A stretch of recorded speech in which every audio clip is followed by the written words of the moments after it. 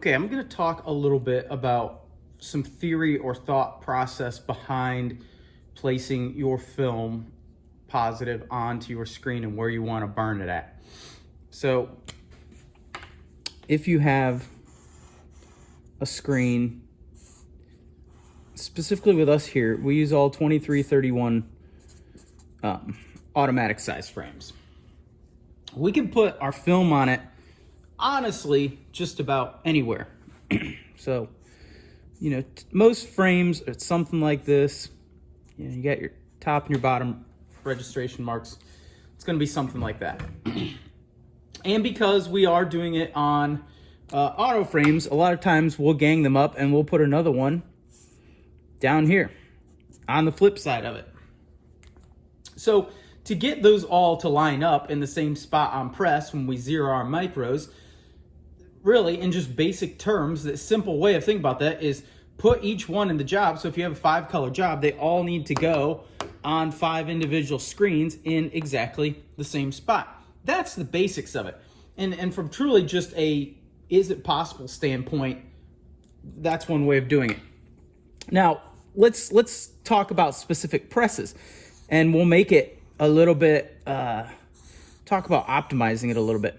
So if you're on an M&R auto or you're on an MHM auto and you put your frame, so we're looking at it from the top, in the screen, you have micros, depending on which press you have, but you have one up here that goes front and back. Sometimes you even have 2 of them, one here and one here, doesn't matter. You have a micro back here, and you have a micro back here.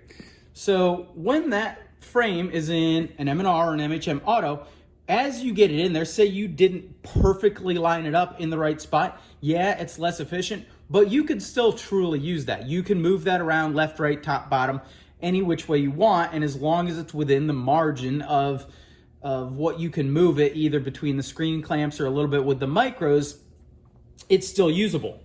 And it's just as easy, honestly, as long as you know how to micro register. But let's talk about an M&R manual and how that works. And many of the M&Rs are this way, or manuals, I should say.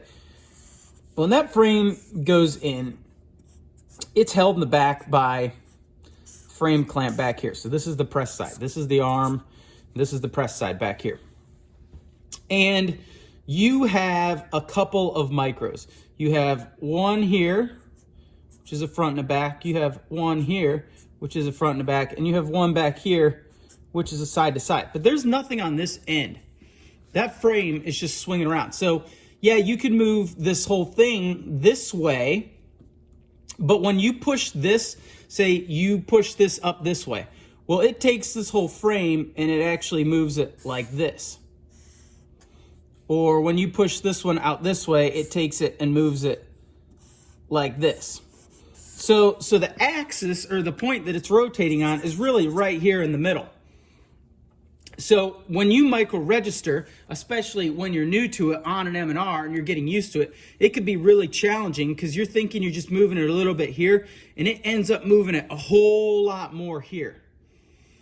So a thing you can do to make it easier and simpler on yourself is when you are putting that film on the screen in the darkroom, in any of the film position units, or FPUs, you'll see them called a lot. They just have notches and marks on them, and that delineates different spots, and certain shops have certain standards for certain ones, and that all matters to how low or high the film is burned on the screen in relation to their press, in relation to their shop standards, in relation to the customer's placement tolerances. But either way, taking that out of the equation, as long as it's a smaller piece of art and not something super lengthy, you always want to burn it at whatever the lowest hash mark is you can get away with what you're trying to fit on your screen. And then, of course, make sure every other film within that specific print sequence is burned in the same spot. But you want it to go as low as possible because you want it to be as close to this axis point as possible. That way, when you are making those little micro adjustments, registering it, you can get there a lot faster with just little incremental movements instead of having these bigger swings that, especially when you're not quite used to these presses and these micros yet, is really frustrating. So keep that film placement as low as you can fit it. relative to the size of whatever art you're using.